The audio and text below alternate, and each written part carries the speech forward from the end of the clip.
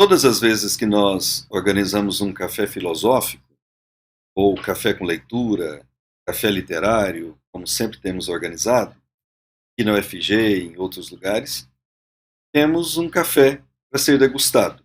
Uma xícara de café quente é muito bom. No entanto, esse é um luxo ao qual não podemos nos dar no período de pandemia, não é isso? Daí é que nós tivemos essa ideia de criar um ciclo de colóquios virtuais com o nome de Cafés Filosóficos na Web. Eu espero que vocês gostem dessa ideia. E hoje nós vamos começar esse ciclo, que vai até janeiro. O de hoje é sobre Matthew Lipman e a filosofia para crianças e adolescentes.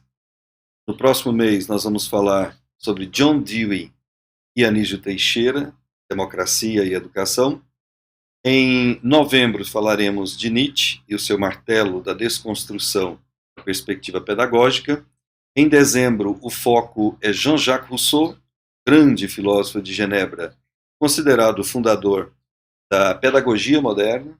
E nós encerramos em janeiro o nosso ciclo com Schiller e a educação estética do homem. Espero que gostem.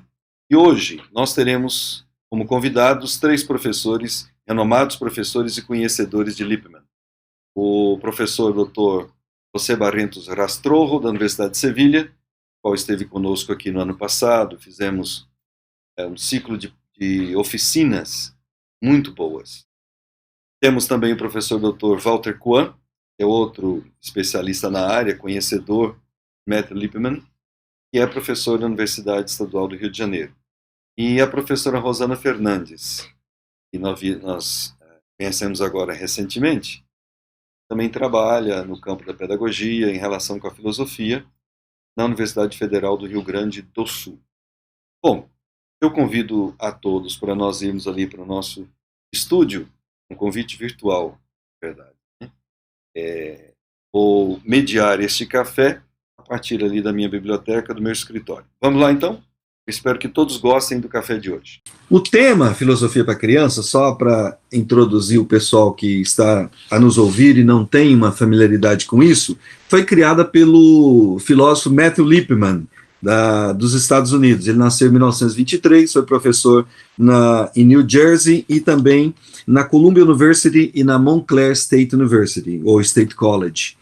E ele partiu da seguinte problemática, porque ele vivenciou aquela revolta dos anos 60, né, 68, viveu na França um período ali, passou um período na França, viu toda aquela movimentação, e segundo ele, toda aquela movimentação era um pouco irracional, por causa da destruição e etc. Para ele, os jovens e as crianças tinham uma certa dificuldade de pensar abstratamente, o que ele achava que era possível. Então ele criou um instituto chamado Institute for the Advancement for Children, lá nos Estados Unidos, com a ajuda de Ian Sharp, e depois essa tendência ganhou o mundo e veio para o Brasil, que ele criou na década de 70, e na década de 80 veio para o Brasil, e foi criado aqui o CBFS, que é o Centro Brasileiro de Filosofia para Criança. Quem criou foi Catherine Young, uma norte-americana que veio e esteve aqui conosco um certo tempo. O Instituto funcionou até 2010, depois foi encerrado. E o interessante, esse tema é interessante, porque parece que a partir dos anos 90 houve um declínio, né, no interesse da filosofia para criança. Não se viu aquele modismo, aquela influência toda nas escolas e etc. Quando nós criamos o nosso grupo ano passado, nós fizemos uma pesquisa, até o Diego que fez como iniciação científica, nós fizemos uma pesquisa para conhecer o estado da arte, da produção, tanto em tese, dissertações, livros, artigos, capítulos e etc. E a nossa surpresa foi que, em vez de ter diminuído o interesse para a filosofia para criança, foi aumentar. Então, de lá para cá, até o ano passado, a produção foi maior. Então, nós temos um gráfico assim que mostra matematicamente que houve um interesse muito maior para a filosofia para criança, e o que parecia que tinha desaparecido do mapa era aquele modismo. Então deixou de ser modismo, deixou de ser apenas uma discussão da sociedade, passou a ser uma discussão séria da academia, de pesquisadores. Então é sobre isso que nós queremos falar hoje, porque a filosofia para criança ela desperta uma atenção muito grande, e é a questão que nós colocamos para os três que vão falar. E quando Lippmann escreve essas novelas, coloca o seu programa, né, e escreve algumas coisas interessantes, como, por exemplo, um dos principais livros dele é o Filosofia Vai para a Escola. E nesse Filosofia para a Escola tem um trechinho aqui, traduzindo rapidamente, ele diz o seguinte, que os melhores historiadores, os melhores físicos, ou professores de inglês ou de outra disciplina, eles estão introjetando o conhecimento nos estudantes. Muito melhor seria se, em vez disso, eles fizessem um trabalho crítico com os estudantes. Está aqui.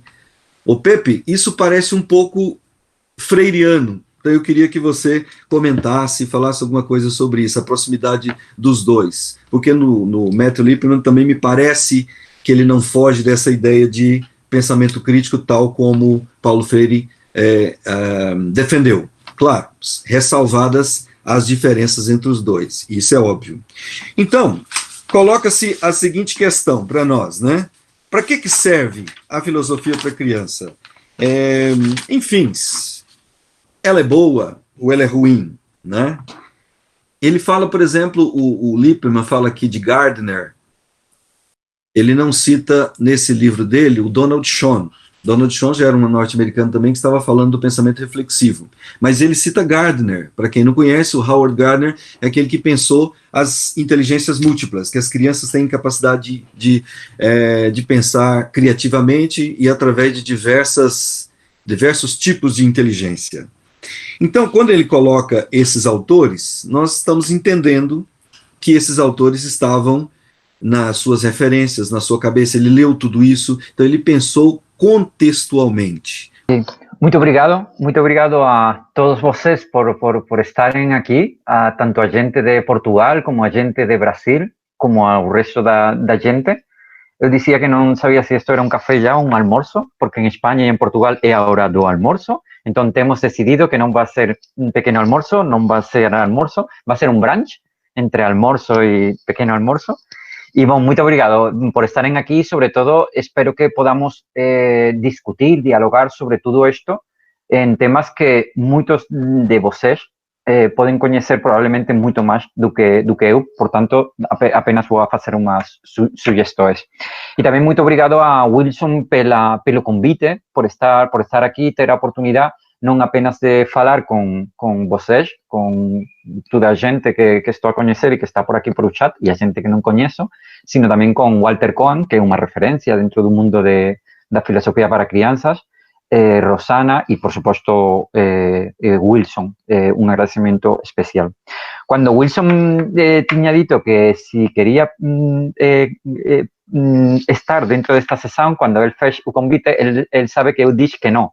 E que não, porque agora tenho muito problema. E ele diz, não faz mal, não há problema nenhum, apenas tem de fazer uma apresentação de 15 minutos com os limites da filosofia para crianças. E é o que eu tenho feito. Então, vou tentar falar durante 15 minutos para fichar algumas ideias, algumas sugestões, não são teorias, e que depois possam abrir o debate com a gente. Então, aqui tenho uma pequena apresentação, uma ventana na janela, e vou tentar falar durante 15 minutos. Bom, quais poderiam ser, não tem de ser, mas poderiam ser alguns limites ou alguma forma de abrir a filosofia para crianças e a filosofia com crianças dentro do que estamos a viver mesmo agora. Eu vou falar de 6 limites, ou não sei se conseguirei, mas, bom, 6 ideias, ou 6 sugestões. A primeira é tentar introduzir pensamento alternativo, além do pensamento crítico. Não quer dizer que não tenhamos pensamento, outros tipos de pensamento, mas, bom, eu acho que deveríamos de abrir outras linhas. Por exemplo, Walter Cohen tem aberto algumas. Segundo, eu acho que deveríamos falar... Conseguem ver o PowerPoint agora? Que alguém diga assim? Vale. Segundo, eu acho que deveríamos introduzir mais história da filosofia. non para ensinar historia da filosofía, mas para desenvolver novas metodologías de filosofía, por exemplo, fenomenología, hermenéutica, pensamiento adorniano, pensamiento comunicativo de Habermas, porque poden dar novas alternativas para facer filosofía dentro da filosofía para ou con crianzas. Eu acho que é tamén moito importante non facer filosofía para crianzas apenas desde un marco da filosofía eurocéntrica. Temos de pensar, por exemplo, por que non facer filosofía para crianzas desenvolvendo, por exemplo, un pensamento Yanomami ou desenvolvendo un pensamento mapuche ou un pensamento náhuatl, ou seja, outras formas de pensar que normalmente non están dentro do marco occidental. Temos de facer unha pesquisa máis rigurosa, non baseada en metodologías cuantitativas, ou seja, temos de seguir con metodologías cuantitativas, mas moitas veces olvidamos esa metodología cualitativa que tamén é moito importante dentro das pesquisas de filosofía para crianzas. Temos de desenvolver máis oficinas en contextos vulneráveis e arriscados, con persoas en risco de exclusión social, e ensinar máis filosofía, sobre todo a xente que non ten tido a oportunidade de estudar a carreira de filosofía e que pode ser interesante que, por exemplo, coñecen a diferencia, non sei, de unha razón crítica frente a unha razón instrumental. Primer punto, pensamento alternativo. Eu acho que deberíamos de completar a razón crítica con actividades filosóficas non fundadas dentro de argumentación e dentro das preguntas. É importante desenvolver, como já temos feito, unha filosofía para crianzas baseada na argumentación e nas preguntas, mas, por que non, por exemplo, facer oficinas de filosofía para crianzas baseadas nas variações eidéticas de Husserl, que é unha teoría e é unha metodología específica de traballo. Ou, por exemplo, a un libro que recomendo moito e que non é moito coñecido na historia da filosofía, que é o libro de Carson, O sentido do espanto ou do asombro. Non sei se a traducción é espanto ou asombro. En español é El sentido del asombro.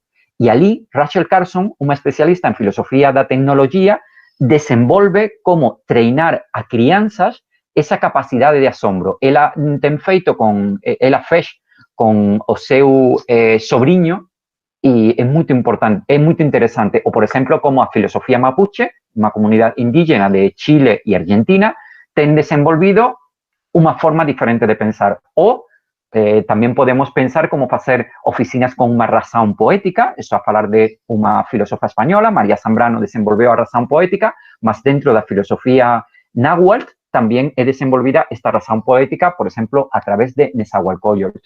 Ou por que non unha razón musical? E, a través de oficinas de musicais, conseguir unha abertura de capacidades comprensivas e ou capacidades hermenéuticas musicais. Ou por que non facer oficinas na cual nós vamos a conseguir ouvir a natureza. E nesta liña, a filosofía Yanomami, os mayas, a filosofía da comunidade mexicana Tojolabal, son especialistas en conseguir abrir os sentidos a estas novas realidades, ou unha filosofía experiencial. O segundo punto é desenvolver máis historia da filosofía. Por que digo isto? Porque para mí, filosofía aplicada e tamén filosofía para crianzas desenvolvese en esta relación. O filósofo académico desenvolve esta idea, ou seja, é un filósofo que va a criar unha serie de conteúdos e va a desenvolver nas súas aulas unha serie de conteúdos que ten de ser estudadas pelo estudante.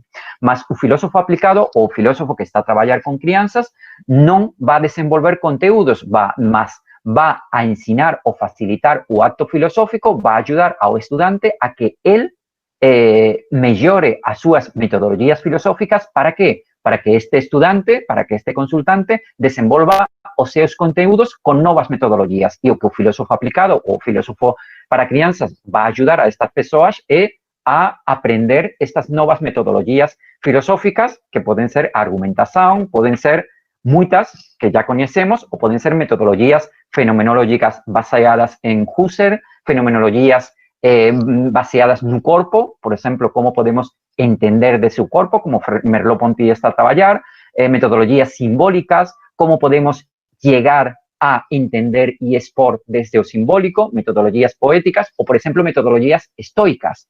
O que significa para un estoico pensar? o que significa para un estoico, por exemplo, Séneca ou Epicteto, que o pensamento non é apenas algo que facemos con a cabeza, mas algo que facemos con a vida. E o que significa que para conseguir comprender algunhas coisas, temos de treinarnos en certos exercicios. Aquí hai moitas metodologías. Inclusive, si vocês van, por exemplo, a outra obra que non é moito coñecida, que é unha obra de Theodor Adorno, Educación para a Emancipación, o mismo Theodor Adorno desenvolve algunhas técnicas de pensamento crítico e normalmente non ten sido moito traballadas dentro da filosofía, embora no Journal de Walter Cohen há un artigo sobre Adorno e filosofía para crianzas, mas non fala de isto. Ou, por exemplo, podemos falar de Radio Benjamin, unha obra de Walter Benjamin, na cual há un conjunto de guioes, un conjunto de textos, que son os textos que Walter Benjamin explicaba nas radios nos anos 20 e eran textos para desenvolver o pensamento crítico en crianzas. E iso está dentro da propia historia da filosofía. Ou inclusive podemos falar de oficinas de pensamento crítico baseado en Rorty, e Rorty traballou o desenvolvimento do diálogo, crítico. Bom, este é un exemplo de oficina, non vou a desenvolver, mas para que vean que non é apenas unha desiderata, unha posibilidad, sino que é algo que nós, ao menos nós, estamos aquí a facer directamente desde España. Aquí há outra oficina de Rorty. Bom. Tercer punto, pensamento indígena, introdución de metodologías filosóficas dentro das oficinas. E eu estou a falar de metodologías mapuches, metodologías yanomamis, metodologías tojolabales, metodologías náhuatls, e podemos traballar, aquí há un exemplo dunha oficina baseada en filosofía tojolabal. Por que esta oficina? Porque os tojolabales normalmente traballan con unha idea no individualista, eles non traballan con a idea do eu, que é unha idea moito occidental, sino que para eles o importante é o nós, o nosotros. Entón, para traballar o nós, temos de criar unha comunidade, e cando a comunidade ten un problema, há unha serie de fases, unha serie de etapas, e a partir desas etapas, eles consiguen resolver e analizar, non sempre resolver, mas ao menos analizar ese problema con unha metodología específica. E iso fica dentro da propia filosofía tojolabal. E, bom, eu desenvolví unha oficina dentro desa idea. Non é a miña oficina, sería a oficina da filosofía tojolabal, mas normalmente eles non coñecen a filosofía ou filosofía con crianzas. Bom, esta sería un bocadín a filosofía.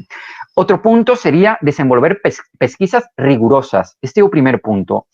Há moita pesquisa moito rigurosa en filosofía para crianzas, mas tamén eu teño lido moita pesquisa pouco rigurosa dentro da filosofía para crianzas, pesquisas empíricas pouco rigurosas. Por qué? Porque en moitas ocasións eles non traballan con grupos de control, apenas traballan con un único grupo, non traballan con test validados, non saben como recrutar as crianzas, non ten protocolos claros, non utilizan test válidos, sino que os test son preguntas que o pesquisador pensa, cría, mas eses test non están validados, ou non há un sistema de double blind, de doble cego. Entón, dentro das metodologías empíricas, algunhas son moito boas, mas outras metodologías empíricas non son boas porque non son rigurosas. E eu acho que sería tamén importante ayudar a xente que entenda quais son as bases serias, rigurosas destas metodologías. E depois temos un segundo punto, que son as metodologías cualitativas. Estas metodologías podemos falar desde técnicas de estudo de casos. E un estudo de caso non é simplesmente que eu estou con un grupo e eu vou a describir ese grupo, sino que ten tamén un procedimento, unha metodología moito específica que ten de ser desenvolvida para que o noso traballo dentro desta metodología cuantitativa sella serio. Ou, imaginen, técnicas de pesquisa-ação, que é moito importante máis en onde vocês están a viver, no Sulamérica, que aquí en Europa. E eu acho que o pesquisador de filosofía para crianzas ten de coñecer quais son todas as bases desta metodología cuantitativa e cualitativa para que facamos pesquisas serias dentro de filosofía para crianzas. Embora, como digo, dentro do mundo cualitativo há moita boa pesquisa. Por exemplo, aquí en España, Félix García Morillón ten unha pesquisa cuantitativa moito boa, mas há moita xente, Matthew Lindman tiña as súas pesquisas e no grupo de Matthew Lindman había moita boa pesquisa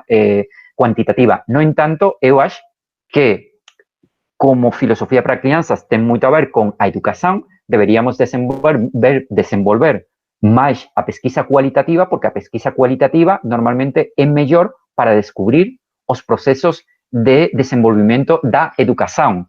Mas para iso temos de coñecer o que é a diferenza de o que é un grupo focal, como ten de ser feita unha entrevista, certas metodologías importantes. Outra cuestión para mí importante sería incrementar oficinas nos contextos vulneráveis e arriscados. Non quere dizer que non teñamos ya experiencias, por exemplo, Juan Carlos Lago en España, o Luis Prieto, la Escola Libre en España, o Grupo Marfil en Colombia, con Víctor Rojas e outra xente, Laura, que están a traballar ali, ou, por exemplo, en Argentina traballou a Corinti, en Brasil, ali temos a posibilidade de un proxecto con Wilson e José Arimatea nunha escola, ou aquí en Sevilla temos traballado no bairro máis pobre de España, que fica aquí na miña cidade, e o proxecto Diógenes Infantil, mas non é apenas traballar con este colectivo, sería moito interesante porque vamos a conseguir descubrir que há unha forma específica de facer filosofía para crianzas e traballamos con este colectivo que van a pedir certas ferramentas que son diferentes a si traballamos con outros colectivos e eu acho que tamén é importante neste sentido desenvolver materiais específicos para estes colectivos. Eu supoño que moitos de vocês coñecen a novela Hannah de Sharp, que está a traballar dentro destes colectivos, mas tamén deberíamos de tentar criar máis materiais para traballar con a realidade negra dos Estados Unidos ou de Brasil, ou con a realidade narcotraficante en México, ou con as crianzas que estiveron na guerrilla, na guerra de Colombia. Eu acho que sería importante tamén desenvolver isto. E ya vou acabando. Outra cuestión, máis filosofía dentro da formación, sobre todo con os educadores. Por qué? Porque a filosofía é unha actividade crítica, non é filosofía para crianzas, non é facer aulas de educación para a cidadanía, que a educación para a cidadanía, a educación ética é moito importante, mas filosofía para crianzas non é dizer a xente o que ten de pensar, mas é facilitar ferramentas para que eles consigan pensar por eles mismos. E por veces, cando eu teño traballado con xente de filosofía para crianzas, moitas veces eu non vía dentro das oficinas unha formación en pensamento crítico, creativo, cuidadoso, sino unha formación en ideas e valores que ya estaban feitas antes. E nese sentido, eu acho que tamén é importante desenvolver dentro da xente que va a estudar filosofía para crianzas estudos de filosofía e non apenas de Lindman, porque por veces para mí o que estou a ver é unha sorte de educación de Lindman aplicado e non de filosofía para crianzas con todas as metodologías que poden ser desenvolvidas dentro da filosofía, por exemplo, con Foucault, que ten sido traballado moito por Walter Cohen. Entón, para resumir, eu diría que para abrir o tema, suxestores para seguir a traballar dentro de filosofía para crianzas, desenvolver oficinas con un pensamento con novas racionalidades, desenvolver máis e estudar máis historia da filosofía para filosofía para crianzas, porque há moito material dentro da historia da filosofía. Cando falo de historia da filosofía, non falo apenas da historia da filosofía occidental, mas falo tamén de pensamento indígena, e nese sentido tamén o mundo indígena, as comunidades indígenas, ten moito material de outras formas de pensamento que ten sido despreciadas, que ten sido desprezadas por Occidente, por Europa, e ten de ser introducidas, desenvolver pesquisa rigurosa, formar, treinar a xente en as bases desta pesquisa rigurosa, tanto cuantitativa como cualitativa, e desenvolver esas oficinas en contextos vulneráveis. E tudo o que eu quería dizer, agora eu acho que vai falar Walter, mas se vocês ten algún comentario depois de comentarios, pregunta ou propostas de casamento, eu non teño ningún problema. Propostas de casamento pode ter algún problema a miña muller, mas aquí deixo a miña contribución. É também uma alegria estar com o Pepe Barrientos e com a Rosana. A Rosana está no frio de Porto Alegre e é uma potência da vida que mostra o que a filosofia compara crianças. Eu quero parar um pouquinho nessa denominação, porque eu fui convidado a uma mesa por Wilson que se chamava Limites e Possibilidades da Filosofia com Crianças e Adolescentes. E o Wilson, quando apresentou a mesa, não só não mencionou esse título, quanto que ele disse 3 expressões para se referir à mesa que são bastante diferentes do título, assim como nós fomos convidados. Ele disse: hoje vamos falar da filosofia para crianças. Depois ele diz: temos uma mesa sobre o método Lippmann.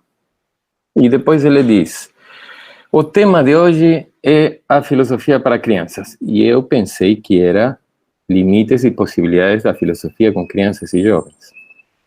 E claro, muitos de vocês podem estar pensando, mas tudo isso é a mesma coisa, mas qual é a diferença entre filosofia para crianças, com criança, método Lippmann?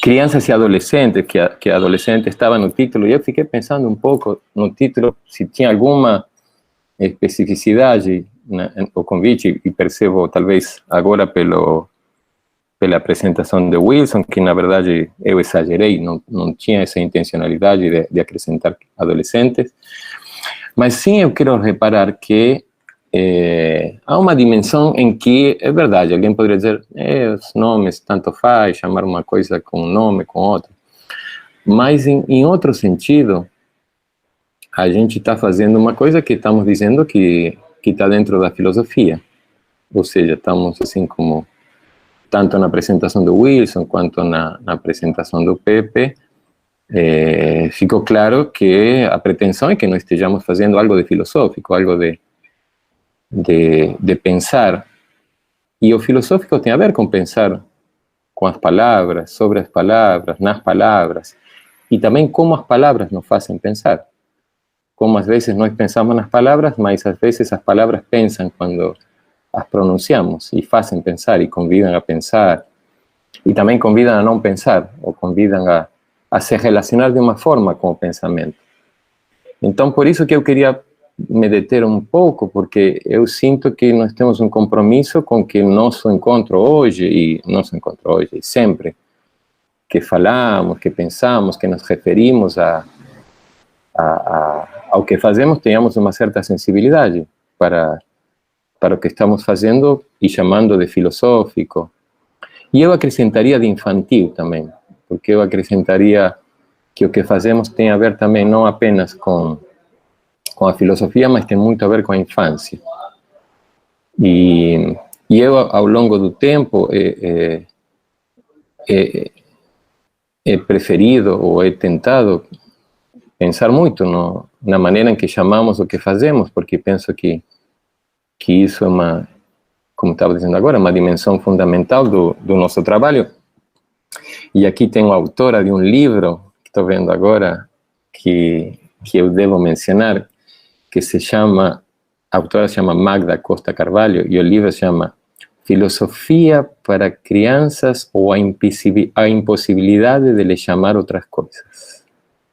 E parece que o início da sessão parece que corrobora esse título da Magda, porque parece que há uma certa impossibilidade, embora coloquemos no título Filosofia com Crianças e Jovens, apareceria que haveria uma certa impossibilidade de lhe chamar outras coisas, tanto que, embora coloquemos um título de outra maneira, quando falamos, parece que nos referimos como filosofia para crianças. E depois eu até posso passar o link para vocês se interessarem em baixar esse livro, porque é um livro que tem descarga gratuita, e eu acho que até posso, enquanto falo, colocar ele no chat, que vai ser mais fácil.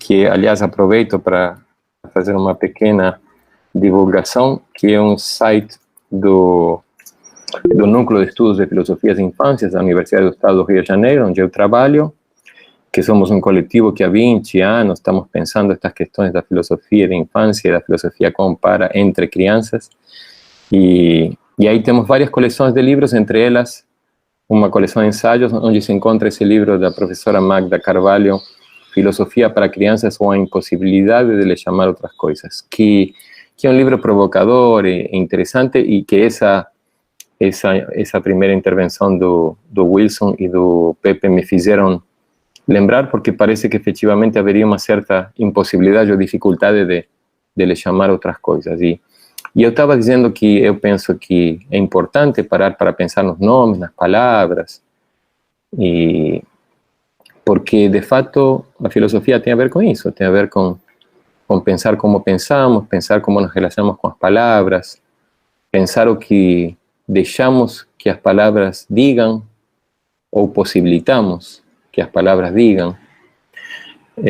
Há uma coisa que me chamou a atenção na intervenção do Pepe, que eu não quero apenas me referir, mas foi muito provocativa e eu não quero deixar de dizer isso, que é interessante, porque na sua reivindicação do que ele chamou de pensamento indígena, uma filosofia para crianças, como ele chamou, ele colocou, por um lado, a história da filosofia, e por outro lado, ele colocou o pensamento indígena.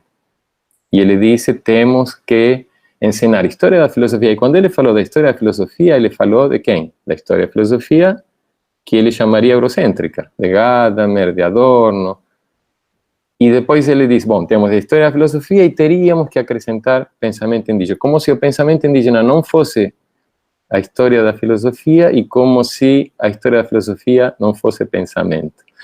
Mas é claro que depois o Pepe seguramente conversará sobre isso, poderemos conversar, porque a graça de tudo isso aqui é podermos conversar. Então, por isso também eu me detenho nessas palavras. Mas uma coisa que eu queria dizer muito sobre o título, e eu acho que eu vou só falar um pouquinho do título, e me desculpam, mas eu prefiro, porque estamos aqui num café, relaxados para conversar, e eu acho que se trata, sobretudo, disso, de pensar juntos, de ouvir-nos. Eu penso que há palavras que dizem muito, que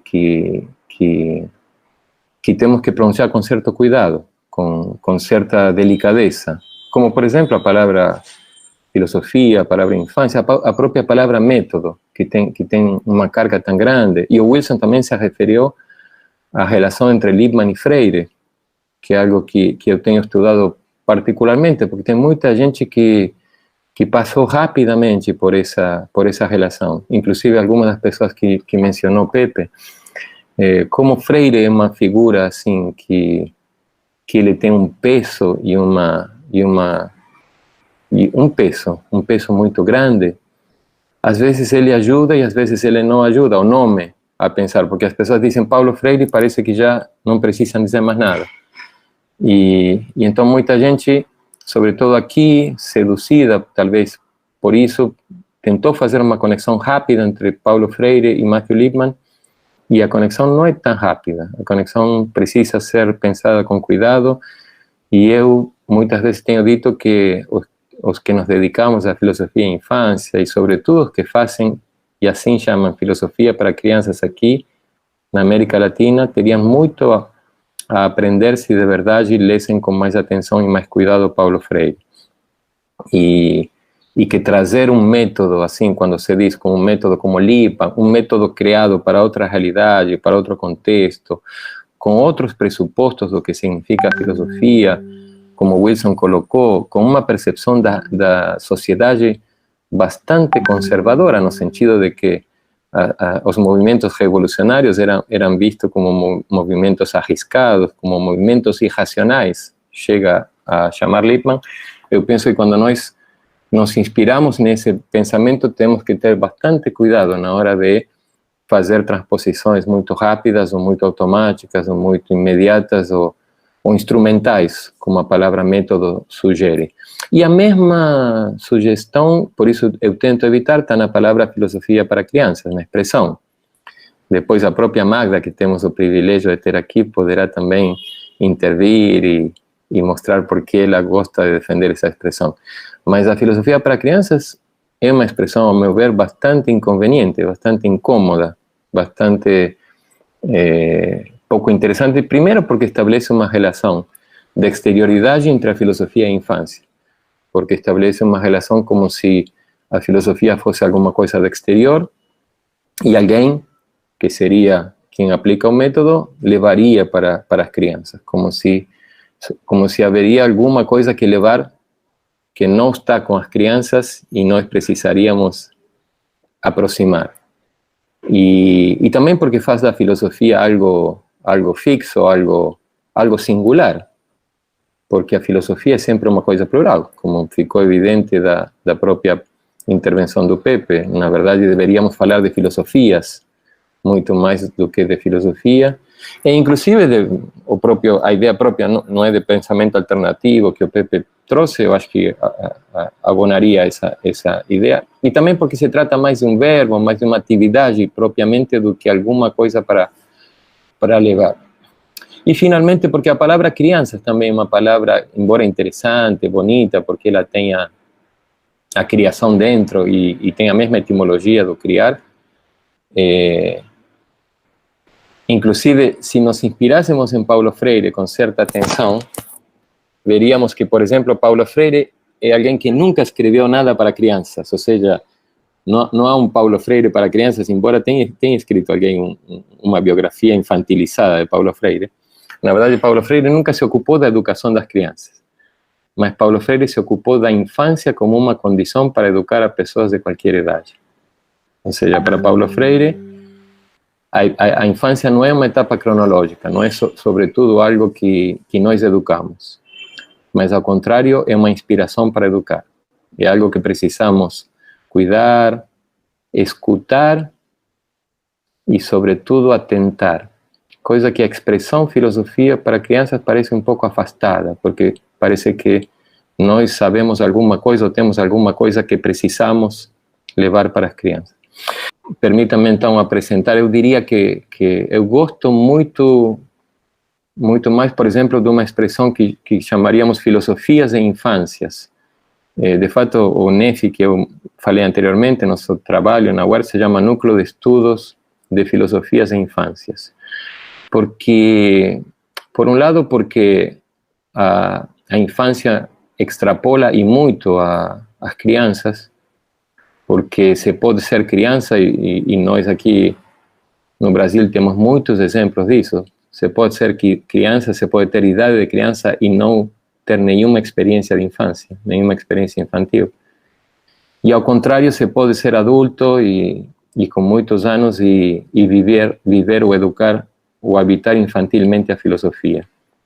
Então a infância parece uma expressão mais ampla, mais interessante, e talvez a infância em plural também, porque também, assim como não há filosofias, não há uma infância. E eu gostaria de dizer também que a filosofia que Lippmann propôs e que aparece na expressão filosofia para crianças, não apenas ela pressupõe uma concepção de filosofia, uma ideia do que seja filosofia, senão também pressupõe uma ideia do que é a educação, do que é a escola e do sentido que teria levar o que ele está chamando de filosofia para crianças à escola. E eu penso que é tudo isso que precisa ser pensado. Ou seja, eu penso que é uma condição para os que habitamos a filosofia. Vocês percebem que eu falei várias vezes essa expressão, habitar a filosofia, que de fato eu penso que a filosofia é uma coisa que se habita, não uma coisa que se ensina ou que se transmite ou que se passa, digamos. Então, nós que habitamos a filosofia, penso que o primeiro exercício, aqui na América Latina, penso eu, na Espanha, na China, nos Açores, onde seja, eu penso que uma exigência primeira é encontrar nosso próprio lugar na filosofia, encontrar nosso próprio espaço. E, sobretudo, isso significa encontrar nossas próprias perguntas, porque nas perguntas onde nasce a filosofia, onde nasce o pensamento. E vejam que eu estou dizendo, é nas perguntas onde nasce a filosofia, ou seja, poderia dizer, é nas perguntas onde a filosofia encontra sua infância. É nas perguntas onde começamos a pensar. E se tem alguma coisa desagradável para transmitir, são as perguntas, porque o que interessa, na verdade, não é se... Muitas vezes se fala em filosofia para crianças, entre aspas, se fala, essa pergunta é filosófica, essa pergunta não é filosófica. E, na verdade, as perguntas não são nem filosóficas nem não filosóficas. Uma pergunta pode ser filosófica num contexto e pouco filosófica em outro. Uma pergunta pode ser filosófica num tempo e pouco filosófica em outro. E, sobretudo, o que interessa, penso eu, é a relação que estabelecemos com as perguntas. E como nós fazemos da pergunta um espaço para colocar-nos em questão, para perguntarmos, para questionarmos. Então, é isso que eu penso que é, sobretudo, a possibilidade que ficou um pouco esquecida, mas que estava no título do convite do Wilson. A possibilidade da filosofia nasce da possibilidade de colocar-nos em questão, de perguntar-nos por que fazemos o que fazemos, por que educamos da maneira que educamos, por que nos relacionamos com a filosofia e com a infância da maneira que nos relacionamos e por que queremos levar elas para a escola ou para onde queramos levá-las. Então, e também, por último, mencionei agora a escola e o tempo já agora sim que passou, mas não queria deixar de falar um pouquinho da escola, que é uma palavra que tem a ver justamente com o tempo, porque escola significa literalmente tempo livre, e escola significa também ócio, e nós sabemos que hoje, sobretudo no Brasil, mas em outros lugares também, muitos querem fazer da escola um negócio. E já Simão Rodrigues dizia isso 2 séculos atrás, um mestre de Simão Bolívar. Quem faz da escola um negócio faz uma anti-escola, nega a escola, porque a escola é ócio, a escola é tempo livre. E se se nega o tempo livre, se nega a escola. Não se pode fazer negócio da escola. A escola só pode ser pública, popular, de todos, entre todos, porque a escola é não uma instituição, mas um espaço para, diríamos com palavras do Lippmann, para reunir a filosofia e a infância, para fazer filosofia infantilmente, ou para viver a infância filosoficamente, ou seja, para suspender o mundo e encontrar as perguntas que nos permitam colocar esse mundo em questão e abrir a porta para outros mundos possíveis. E agradeço muito Wilson, Pepe, Rosana, e bora escutar a Rosana. Então, eu recebi o convite e olhei para ele de maneira bem escolar, assim, fiquei olhando para ele, tentando dar conta da solicitação, que era pensar e as possibilidades dessa aplicação na perspectiva lippmanniana. Eu anotei, escrevi isso e fiquei muito tempo olhando para isso, sabe, Wilson? Tentando perceber como que eu poderia trazer ideias para pensar os limites e as possibilidades na perspectiva lippmanniana. E eu fiz uma eleição, eu escolhi 2 pontos que me são muito caros, que eu aprendi com o trabalho dentro da filosofia para crianças, né, Lippmann e etc., muitos anos atrás, e que me parece que ainda tem muitas ressonâncias no meu trabalho, que são o lugar do plano de discussão, as possibilidades e os limites disso que o Lippmann traz como plano de discussão, como a problematização da aula. Eu até peguei aqui as novelas para ver os planos de discussões, relembrar, e eu percebo assim, 2 limites. Se tu olha para as propostas que o Lippmann faz, se tu olha para o plano de discussão como algo a ser aplicado, pega aqui e segue, arrisca, então aí tem muitos limites e muitos fracassos também, porque aquilo que Walter falou, o plano de discussão, ele tem uma força muito grande, uma potência muito grande, quando as perguntas, as nossas perguntas, são as perguntas que o professor faz junto com aquele grupo. Esse grupo pode fazer perguntas. Então, se você faz um plano de discussão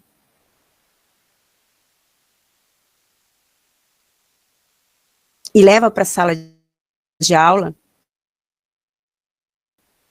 isso tem muitas chances de não dar certo. Muitas lembranças de momentos em que a gente fez planos de discussões e que deram muito certo. E sempre foram junto com alguns estudantes, e isso foi se formulando. Eu lembro do momento em que alguns alunos falaram, eu posso fazer o planejamento da próxima aula junto com vocês, e a gente começou a inserir aquela prática de convidar, de perceber quem é que queria participar do momento do planejamento, que era muito o plano de discussão, que era muita organização disso. Então, se as perguntas são as perguntas daquele grupo, e aí eu lembrei de uma situação em especial, quando,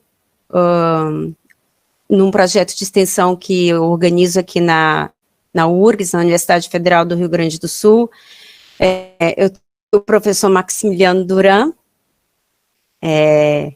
e os alunos, naquele momento a gente organizou que os alunos iriam escolher o lugar de Porto Alegre que eles iriam levar os convidados para poder, naquele lugar, ter um momento de filosofia, de filosofar.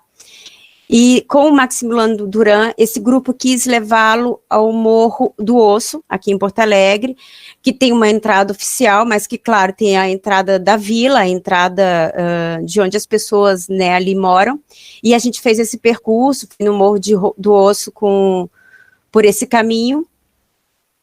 E lá em cima, que tem uma vista linda de Porto Alegre, o que aquele grupo de pré-adolescentes, de jovens, enfim, 13 anos, 14 anos queria, era conversar sobre o amor e a amizade. Então, as perguntas deles são as perguntas que eles estão vivendo, né? Por que ela não é minha amiga? Eu pensei que ela era minha amiga. O que é o amor? O que é o amor que se diferencia da amizade? Como é que eu sei que eu estou amando ou que é só meu amigo? Então, esse lugar do plano de discussão me parece que... E aí eu encontrei, eu reli aqui alguns textos do Lippmann, lembra? E aqui tem um trechinho do Lippmann, onde ele fala sobre o plano de discussão e os exercícios, e ele diz justamente isso, que fazer exercício pertence, né, pertencer a uma comunidade cujos membros se ensinam mutuamente a fazer tanto os exercícios como os planos de ensino. As duas coisas. Então, esse lugar do plano de ensino, eu percebo limites e possibilidades, potência. E a outro elemento que eu escolhi, que são as perguntas para aprofundar uma discussão filosófica, porque eu trabalhei muito com formação de professores aqui pelo interior do Rio Grande do Sul, e uma coisa que as pessoas pediam muito e gostavam muito por exemplo, daquele final do filme O Pensar na Educação esqueci o nome, SBFC, Brasileira de Filosofia para Crianças, enfim. E que a professora Isabel traz muitas frases, muitas possibilidades de condução, de perguntas para conduzir a discussão, né? Perguntas para aprofundar uma discussão filosófica. Aqui também tem alguns, né, como por exemplo, a gente tem alguma intimidade com isso, porque já vi em vários lugares, o que você quer dizer exatamente quando diz isso, o que você quer dizer com a palavra que está usando, você pode explicar de outra forma o que acabou de dizer? Bom, aí eu escolhi também pegar este ponto, né, o plano de discussão e essas perguntas para aprofundar a discussão, porque elas também podem ser mecânicas, se elas forem mecânicas, não funcionam. Só funciona qualquer pergunta se de fato estiver escutando o que as crianças e os jovens estão dizendo e conseguir fazer uma pergunta ali. Então, essas perguntas, elas não servem para nos dar pista, me parece, mas a pergunta que tu vai fazer mesmo e que vai funcionar só pode ser feita se essa escuta atenta, cuidadosa, sensível para acolher o que as crianças dizem. E aí eu escolhi trazer, o ano passado, em agosto do ano passado, nós íamos reunir em Brasília um grupo que teve filosofia com crianças no projeto Filosofia na Escola em 2000. Então, são pessoas que tiveram aula de filosofia quando tinham 9 anos e que agora tem 30 anos. E era uma turma de 32 alunos que a gente conseguiu reunir 15, 16. E depois fizemos umas 3 perguntas para essas pessoas, e o que aparece em praticamente todas as respostas, o quanto que para eles, quando criança, modificou o fato deles terem um espaço em que eles eram escutados e podiam falar, e que a fala deles era investigada. Então, em todos, eu vou ler só 3 para vocês terem ideia das respostas dessas pessoas que hoje, com 30 anos, disseram.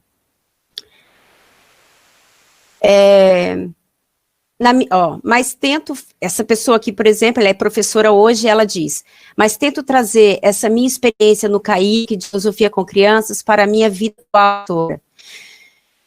E teve esses momentos junto com os meus alunos. Nos últimos anos, eu estava dando aula no 5º ano, então, assim, a gente sempre trazia essa voz do aluno, através das assembleias de classe, das discussões.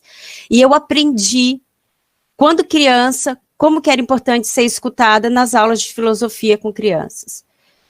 Uma outra pessoa disse, as lembranças que eu tenho da filosofia são as melhores possíveis. Eu acho que foi a única vez na história da educação para crianças que uma disciplina de filosofia era mais esperada durante a semana do que educação física.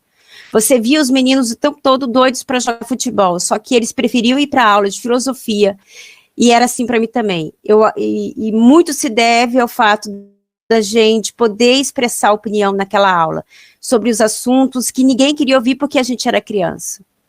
E outro dizia assim, aquele primeiro contato me abriu um leque de pensamentos e perguntas. Na época eu não falava muito, e confesso que até me sentia meio abafada por outros alunos, mas eu percebia como era importante fazer as perguntas. Quando elas eram feitas, eu sentia uma explosão de pensamentos, mas só para poder dizer que todos eles relatam como sendo transformador da vida deles, eles terem tido um momento, quando crianças, em que podiam colocar as perguntas deles, falar que aquilo tinha gente interessado naquilo e que aquilo era investigado. Então, discussão e as perguntas para aprofundar uma discussão filosófica, eu considero 2 momentos super centrais na aula de filosofia e que tem esse lugar na formação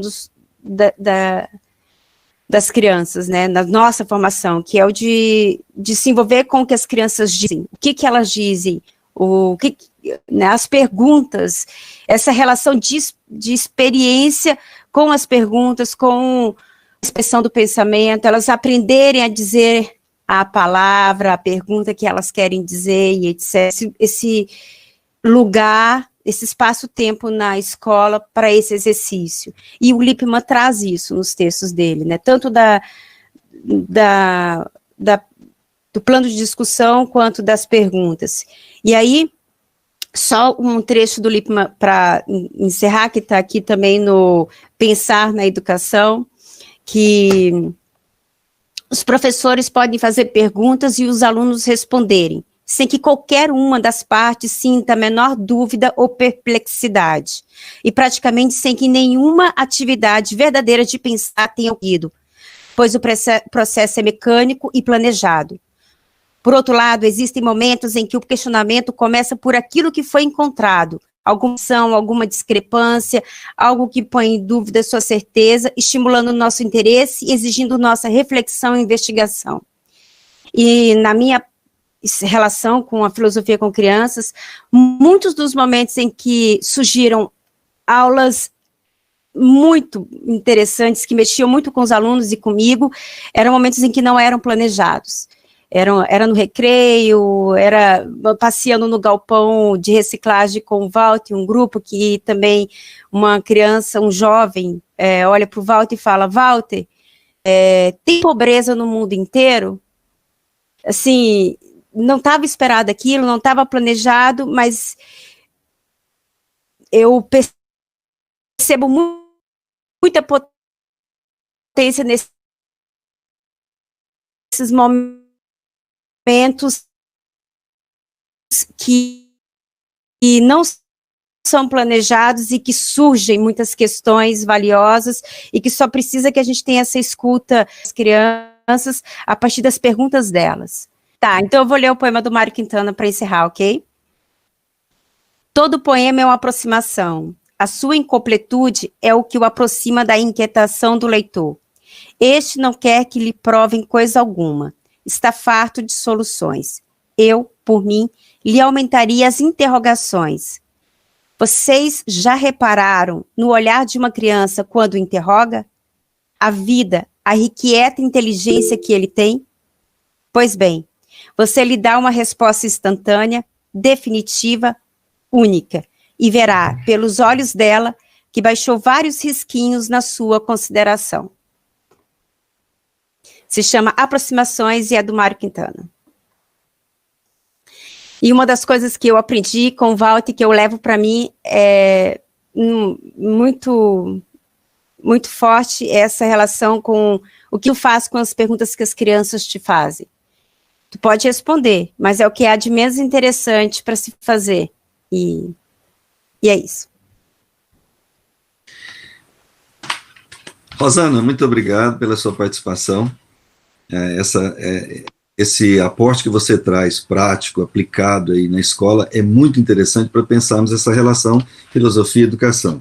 Porque o nosso grupo, ele é basicamente de filosofia, mas ele está dentro da faculdade de educação. Então, é quase que necessária essa ligação, essa relação de pensarmos a prática na escola. Isso. Eu vou passar agora para Ana Maria Siqueira, que ela faz parte do nosso grupo de pesquisa, e depois para a Bruna Pico, que também faz parte do nosso grupo de pesquisa. Como eles já estão, as duas estão participando desde o ano passado, né, a Bruna mais recente, mas a Ana já há um tempo maior. Elas têm feito leituras, né, ou seja, um estudo teórico muito bom. A Ana faz um trabalho muito bom com mitos com as crianças, na escola onde ela trabalha. Então eu vou passar para ela para que ela possa fazer suas considerações e a problematização. Ana, é com você. Obrigada, professor Wilson. Primeiramente, eu gostaria de agradecer pela oportunidade de participar desse café filosófico, né, com nossos ídolos. Como eu trabalho em escola, não é, e convivo diretamente com a prática na escola, eu vou fazer uma pergunta bem direcionada, né, principalmente pensando no momento que nós estamos vivendo. Mas, então, assim, preparei uma questão, ao fazer filosofia com crianças, um dos principais limites é colocado pela institucionalização da prática filosófica. Nós temos visto aí a filosofia perdendo espaço na instituição escolar. A escola atualmente apresenta objetivos paradoxais, muitas vezes, aqueles considerados importantes para a filosofia. Neste sentido, é inegável que o programa de Lippmann foi pioneiro, e aqui em Goiás a gente faz a brincadeira de que é aquele que arranca os tocos, né? Porque ele é dirigido às instituições escolares. Então, ele abriu um espaço para filosofia dentro da escola. Mas eu quero levantar alguns questionamentos feitos pelo professor René José Trentin Silveira, que é professor da Faculdade de Educação na Unicamp, na obra que parece com o título da obra do Lippmann, né? A filosofia vai à escola, só que a obra do Trentin tem um ponto de interrogação. Será que vai, né, à escola? E ele se propõe a pensar filosoficamente sobre o programa de Lippmann. O Trentin coloca como pressuposto que a essência da filosofia é a dúvida, a pergunta e a incerteza. E a escola tem um caráter contraditório. Ela atua ao mesmo tempo como instrumento de reprodução e também de transformação da sociedade. E coloca que Lippmann partiu para elaborar seu programa de duas motivações. A primeira motivação, que ele, lecionando para graduandos, constatou que eles tinham dificuldade de leitura e compreensão de textos filosóficos. E que a origem dessa dificuldade estava nos métodos escolares utilizados com crianças e jovens. Então, Lippmann partiu de que os jovens não conseguiam pensar racionalmente, e então ele partiu desse pressuposto. E ele tinha também uma segunda motivação, que é de natureza político-social, que está ligada à sua apreensão quanto ao comportamento rebelde da juventude, sobretudo a revolta estudantil no final da década de 60, que o professor Walter, inclusive, citou na sua fala. Para Lippmann, em maio de 68, ficou claro que os jovens não haviam dominado o método de investigação para transformar o mundo, pois usando meios irracionais, chegariam a fins irracionais. Portanto, comportar-se racionalmente para Lippmann, ao que parece, é comportar-se de forma socialmente aceitável, portanto, conservadora.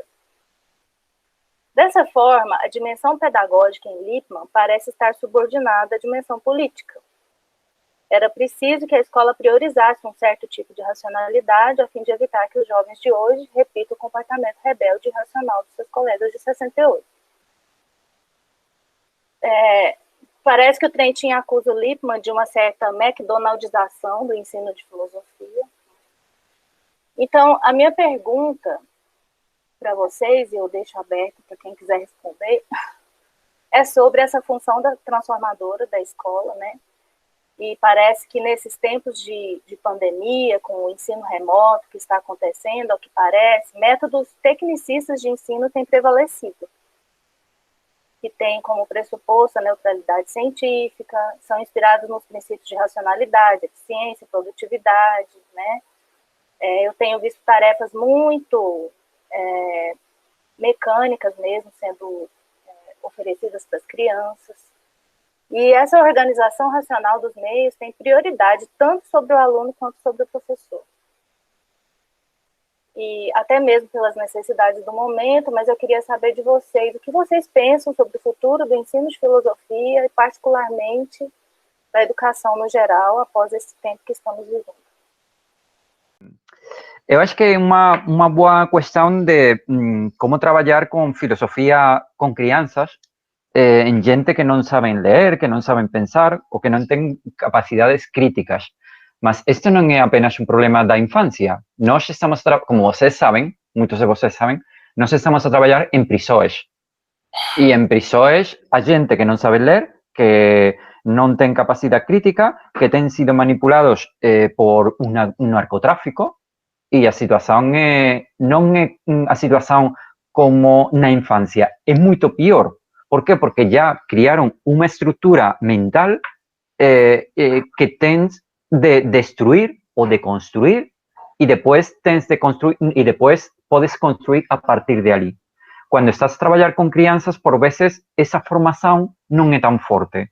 Então, em prisão, muitas vezes a situação é mais complicada, inclusive em prisão, se desenvolve seu pensamento crítico, pode ser peligroso não apenas para a gente, mas pode ser peligroso para o filósofo que está a trabalhar ali. Por quê? Porque, por exemplo, a gente que começa a questionar por que está a consumir droga.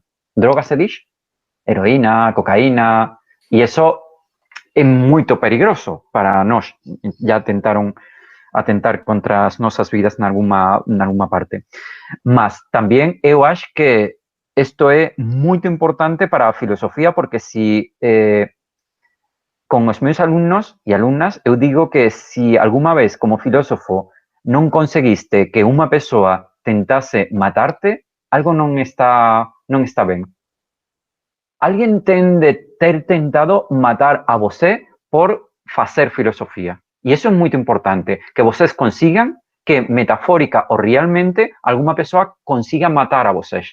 Porque ali, vocês estão a fazer algum dano crítico e essa é parte da base do pensamento crítico. Não tem de ser literalmente, mas pode ser metaforicamente. Alguma pessoa que diz que vocês não têm de dar aulas de filosofia para crianças ou aulas de filosofia. E eu acho que isso é importante, que consigam que alguém queira matar a vocês.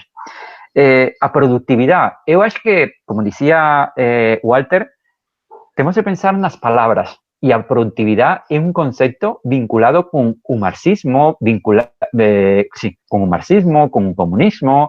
É uma coisa que para a filosofia da esquerda é muito má, mas eu acho que deveríamos pensar se a produtividade é má ou se certa forma de produtividade pode ser má, porque também podemos ser produtivos criticamente. E uma produtividade de pensamento crítico é possível que não seja tão má. Ou sim, não sei. Ou uma produtividade da dúvida é realmente má? Então, bom, não sei. Outra coisa que estão a dizer muitos de vocês, o princípio da filosofia é a pergunta. Eu acho que deveríamos pensar o que significa a pergunta. Porque eu acho que o princípio da filosofia não é a pergunta oral, fazer uma pergunta. Para mí, o princípio da filosofia é o assombro, o espanto. Pues para mí, a filosofía para crianças e a filosofía en geral dan esta pregunta falada a uma pergunta, se quiserem, uma pergunta ontológica e este espanto, que vocês miran ao céu e não conseguem articular uma pergunta, mas alguma coisa como uma pergunta ontológica. Se isso é uma pergunta, para mí, ese sí sería a origem da filosofía, mas non a pregunta oral, alguma coisa antes desa articulación da propia pregunta. Bom, qual pode ser o futuro da filosofía para crianças? Eu acho que o futuro, a filosofía por internet é a filosofía que estamos a facer normalmente. A questão é possível facer uma experiência filosófica, é possível facer uma experiência dentro da internet? Não uma experiência filosófica, sino uma experiência, com tudo o que isso significa. E em educação tem sido trabalhado a experiência. É possível ou não é possível? É possível, como estava a falar antes, Ana Maria, é possível transformar uma experiência, tem uma parte de transformação, uma parte de viagem. Walter tem um livro sobre a viagem e parte da experiência. Tem uma parte de viagem. É possível que dentro de um café filosófico, dentro de uma oficina com crianças, é possível fazer uma experiência? Tem a experiência a ver com o meio ou não tem a ver? Porque a pergunta é se fora da internet podemos ter experiências filosóficas com crianças. Não sei. Eu acho que deveríamos ir por aí. Não é uma questão de se internet é um limite ou não é um limite filosófico, sino se é um limite ou não é um limite experiencial. E eu acho que há muita gente que tem, como se diz, namorado por internet. E se o amor vai pelo canal de internet, não há também um amor filosófico? Não sei. Eu acho que não respondo muito porque não quero responder muito, porque eu prefiro fazer perguntas, embora já tenha feito alguma resposta. Tinder filosófico, diz Joana. Não. Bom, Tinder filosófico. Está acontecendo aqui? O que pode acontecer aqui? O que as pessoas... Algumas apagaram as câmaras. Eu me atrevo, embora não seja coordenador da sessão, a convidar as pessoas a mostrarem seus rostos, porque é bem mais interessante quando falamos e pelo menos vemos, já que não podemos tocar ou sentir mais corpo a corpo, pelo menos ter uma imagem dos gestos, das caras, dos sorrisos, das surpresas, das tristezas quando dizemos alguma coisa. Então, seria interessante pensar depois, em algum momento, o que está acontecendo conosco, se isso aqui é uma experiência ou não, como perguntava Pepe, se é possível ter uma experiência de fato remota, virtual, sem o contato dos corpos, sem o abraço. E Ana, muito obrigado pela pergunta, porque nos permite também pensar. O René Silveira, eu conheci muito bem esse livro, que foi sua tese de doutorado, que eu acompanhei quando ele estava na Unicamp. Inclusive, eu vou passar um outro link agora da revista Childhood, que mencionou o Pepe e também o Wilson no início, que é uma revista onde tem um artigo, de fato, do Wilson com o Diego, um número que está presente, e tem vários dossiês sobre filosofia para crianças, e um deles, eu acho que é em 2011, 2010, que tem um artigo do René, depois da sua tese, daquele livro, que por isso que eu estou sugerindo aqui, procurem aí que vai encontrar vários antecedentes. E René, René é um discípulo de Saviani, que, digamos, é uma perspectiva gramsciana da educação. Então, ele, naturalmente, na sua tese, ele fez uma crítica, que é uma crítica teórica a Lippmann, porque René nunca entrou numa escola, nunca viu uma prática de filosofia com crianças. Ele pegou os documentos do Centro Brasileiro de Filosofia para Crianças, os livros de Lippmann, e foi isso que ele criticou.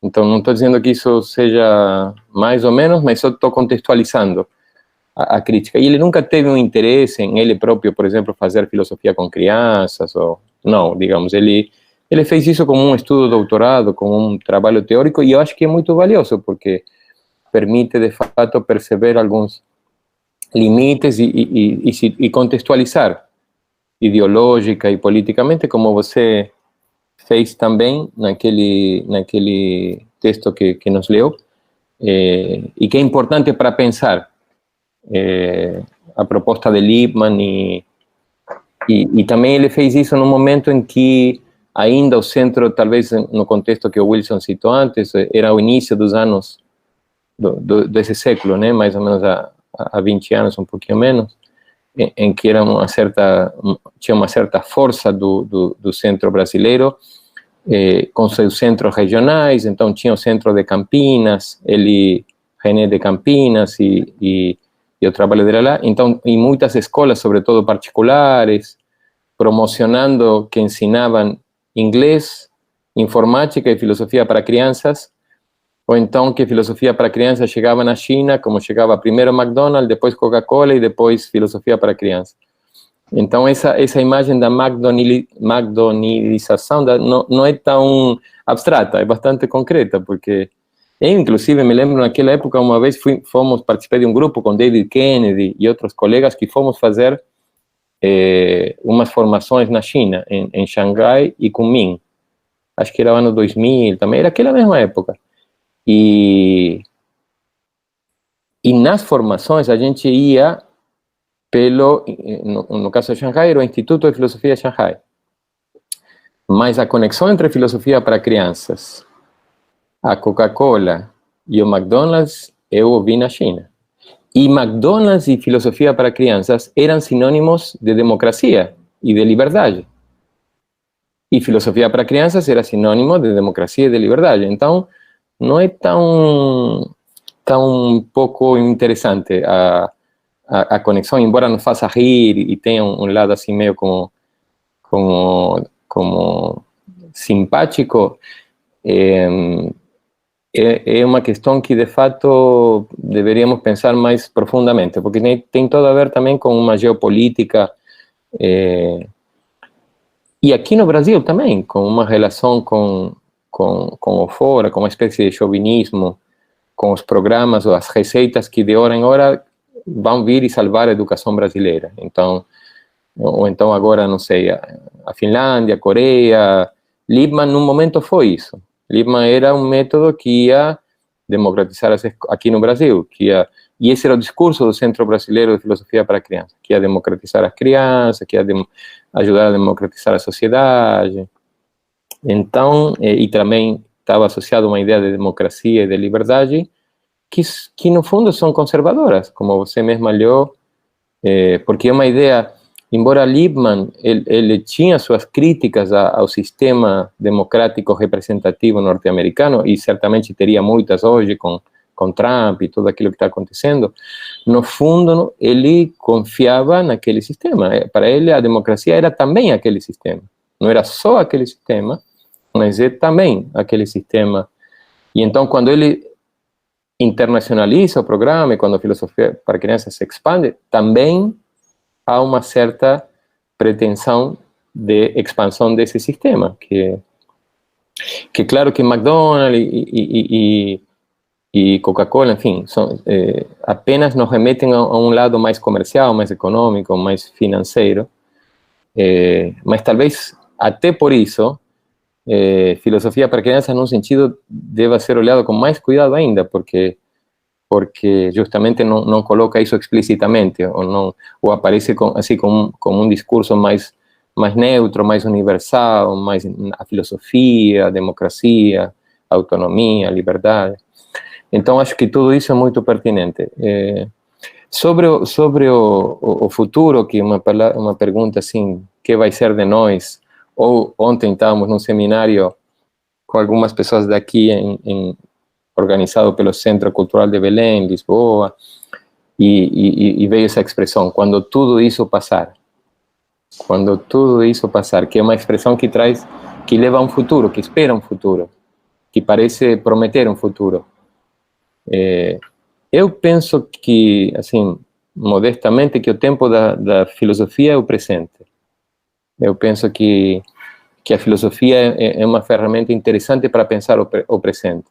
É claro que isso não significa que a gente não deva sonhar, imaginar, mas o que eu quero dizer é que nós ainda precisamos entender muito o presente, porque também os tempos que virão, em certo modo, dependerão muito de como nos relacionamos com o presente.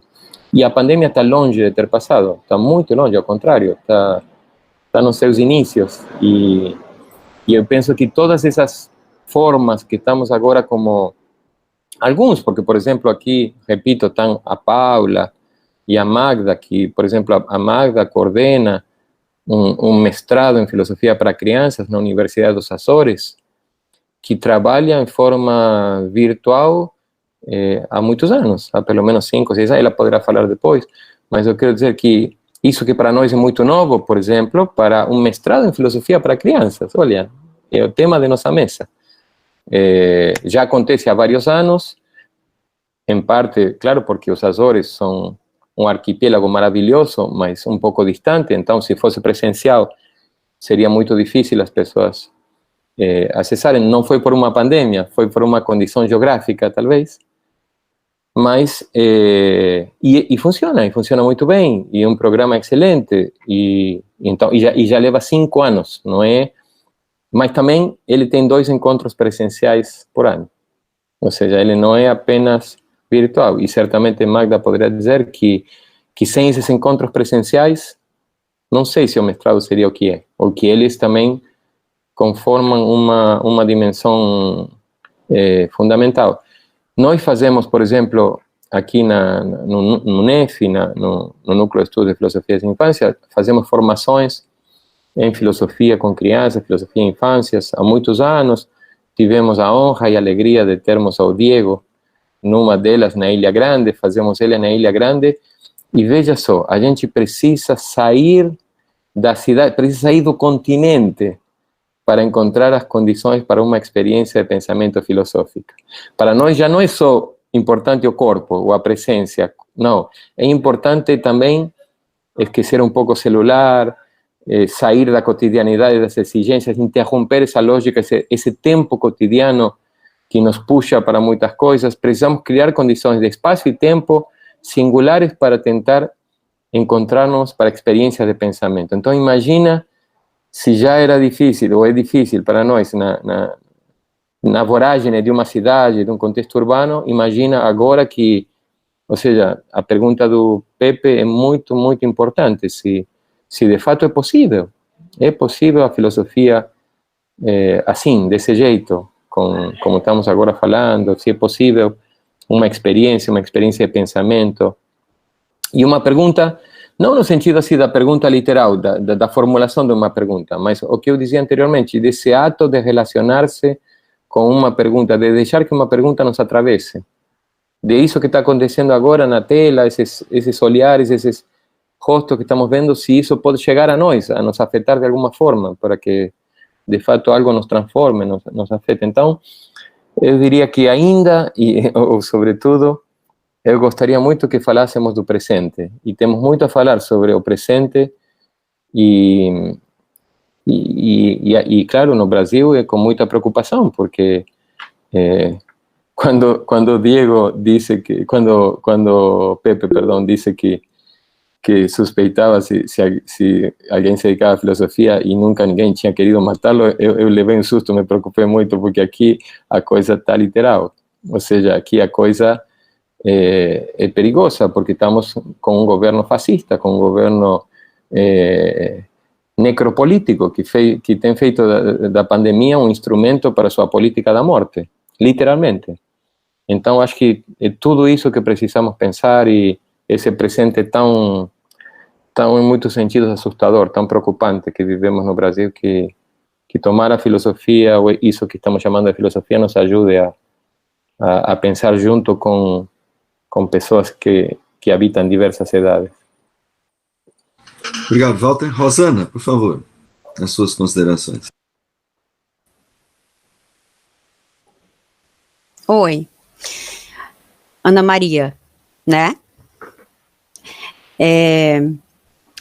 Eu fico pensando que tanto no presencial quanto no online, e aí não importa muito, nós podemos ter aulas e encontros muito da ordem da relação bancária com o conhecimento, com a filosofia, com o que quer que seja.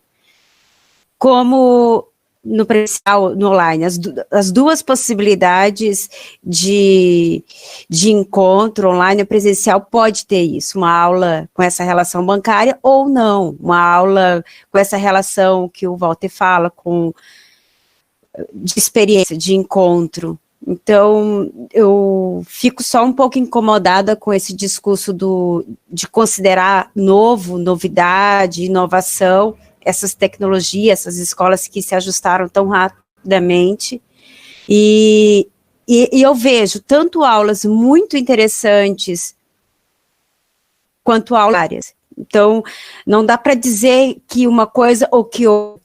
Agora, eu tenho me interessado muito em observar e ir registrando isso que acontece, que é a internet que cai, a gente entra numa sala que não é aquela sala, e entra na outra sala, o áudio que chega com uma muito grande, a imagem que trava, tudo isso está acontecendo, e eu fico olhando para isso um pouco assim, é isso, as temporalidades todas, as formas de temporalidade de uma aula, né, as crianças que interrompem o professor, qual que é a mesma página? E como é que é mesmo o 21? Eu estou com a filha que não sabe ainda, ela não foi alfabetizada, e o professor fala, página 21, e as crianças perguntam, mas como que é o 21? O que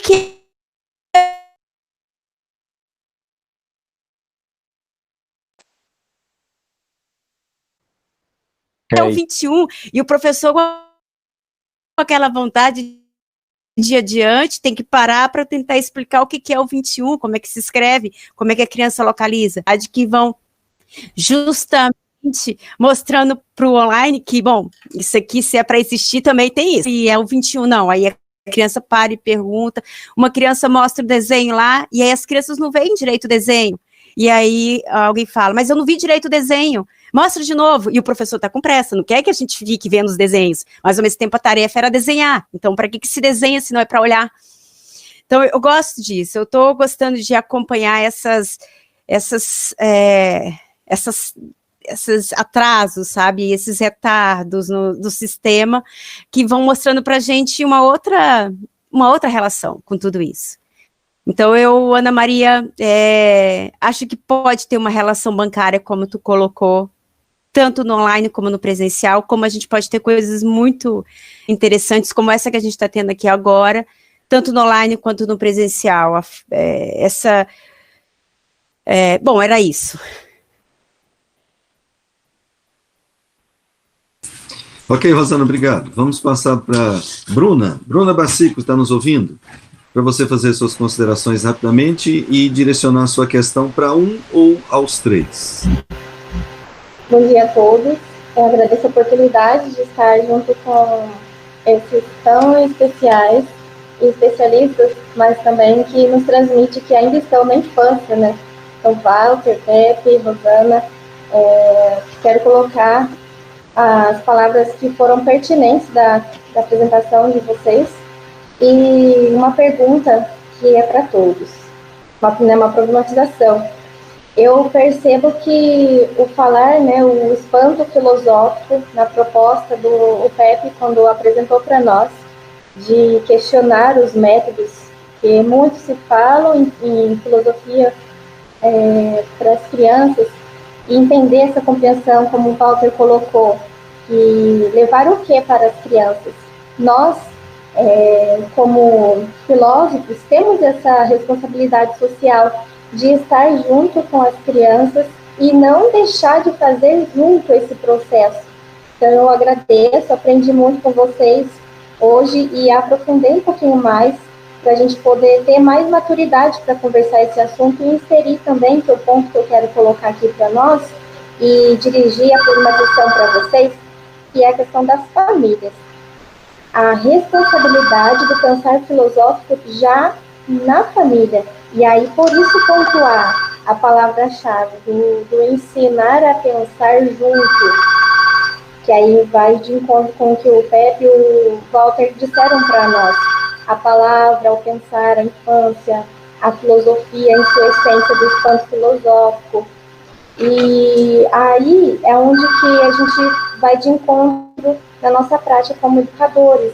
E aí que a Rosana colocou para nós, dessa possibilidade de limite do plano de discussão. Em casa também, nós, como educadores da nossa própria família, somos os primeiros responsáveis a colocar as crianças em primeiro contato com aquilo que é o natural da criança, do filosofar.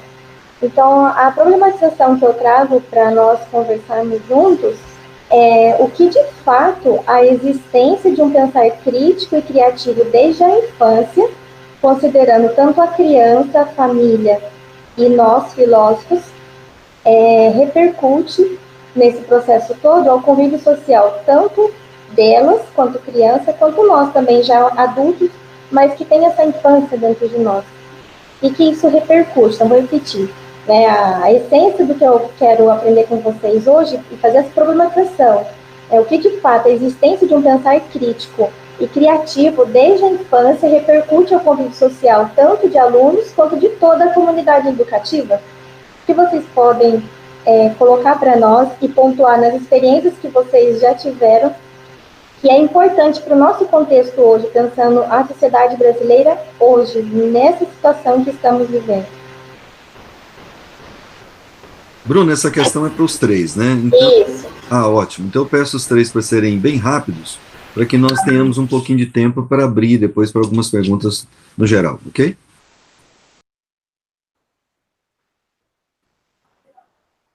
Eu posso começar para poupar ao Pepe do peso de ter que começar sempre.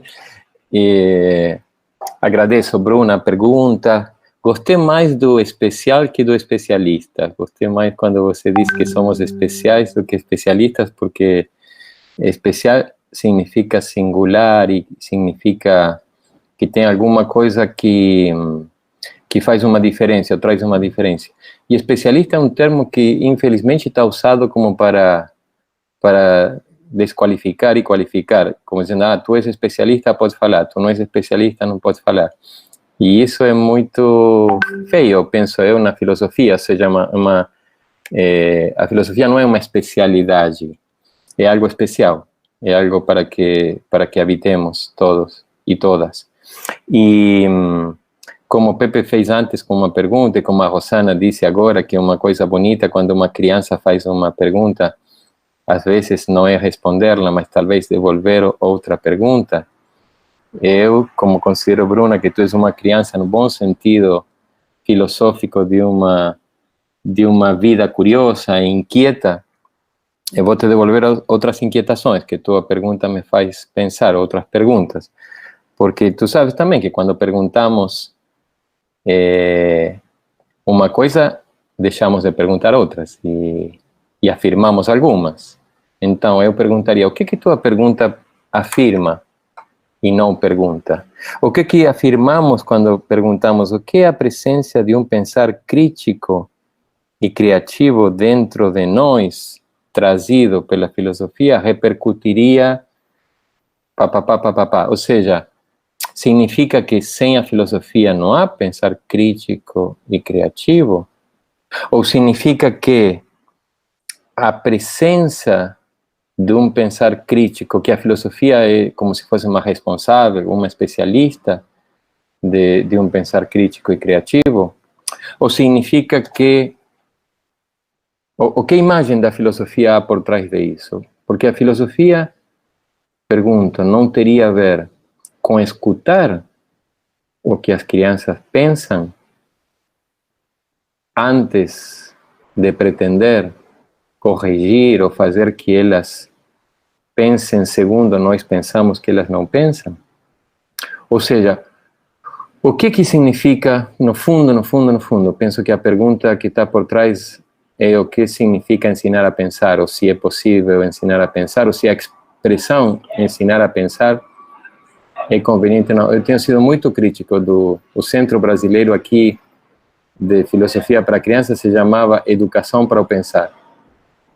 E eu acho que isso é uma afronta ao pensamento. É uma afronta às pessoas dizer que tu vais fazer elas pensarem, como se elas precisassem de alguém para pensar, como se tivesse os donos. Claro que os donos do pensamento nunca se dizem que são donos do pensamento, porque isso é uma coisa muito incômoda. Eles vão dizer que não, na verdade eles estão querendo que elas passem de um pensamento ingênuo a um pensamento crítico, ou que elas passem do senso comum à consciência filosófica, como se chama o livro justamente do Saviani, que mencionamos antes. Vocês conhecem esse livro tão vendido, né? Educação, do senso comum à consciência filosófica. Os embrutecedores, diria o mestre ignorante, nunca vão dizer que são embrutecedores, mas cuidado que atrás de cada, ainda em nome da filosofia para a criança, podemos estar reproduzindo uma imagem dogmática do que significa pensar, de que alguns que pensam e outros que não pensam, que alguns que precisam de outros para pensar, e isso politicamente é muito inconveniente, sobretudo num país como o Brasil, onde muita gente o tempo inteiro está escutando que não é capaz de pensar.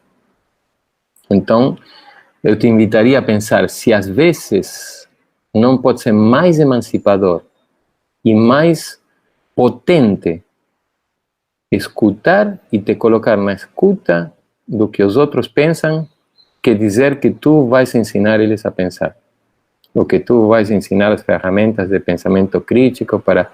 Pensa no gesto que está por trás de quem se coloca na situação de pretender que vai ensinar a pensar ou educar o pensamento. E pensa o que isso traz como consequência quando fazemos isso em nome da filosofia. Desculpem, eu me pego assim que Wilson disse, falem rápido, e eu me pego, me entusiasmo, mas é uma pergunta apaixonante, Bruna, e espero que as perguntas minhas te assintas como um convite a isso, a te repensar, a pensar como te relacionas com a filosofia, com o pensamento e, sobretudo, com o pensar dos outros e das outras quando entras em contato em nome da filosofia.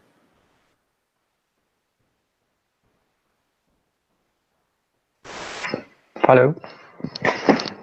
Bom, eu também ia a dizer duas coisas. Eu também não gosto de especialista ou de alguma palavra assim. Eu prefiro que vocês saibam que, sobretudo, eu sou um anormal, com toda a carga pejorativa que tem a palavra anormal, sobretudo na nova normalidade, que agora é a moda.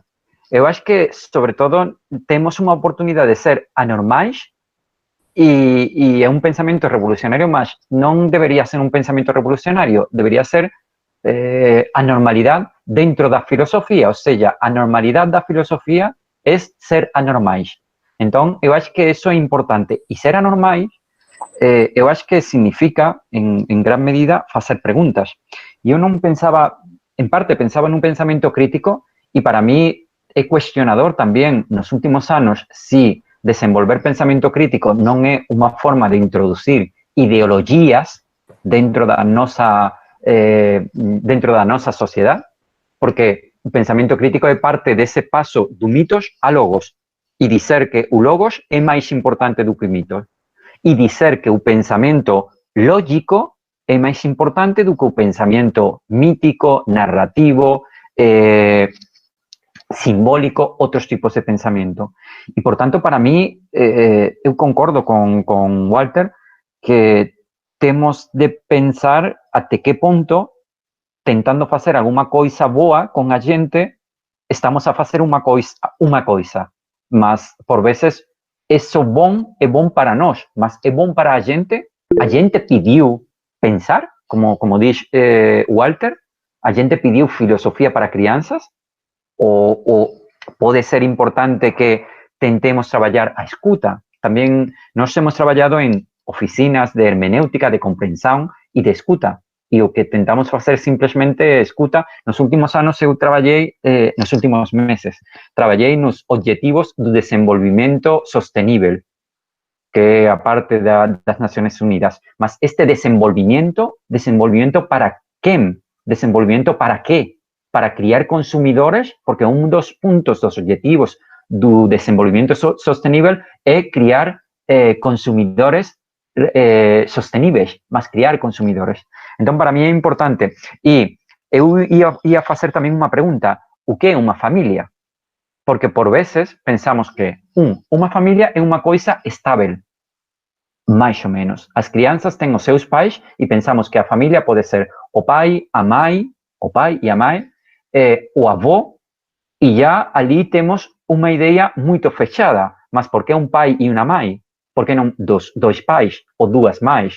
Ou, se vocês trabalham com crianças em bairros muito pobres, podem ter a seguinte situação que nós tivemos. Nós começamos a trabalhar com um grupo, nesse grupo havia uma criança que falava muito, com muitas boas ideias, e uma semana chegou essa criança e deixou de falar.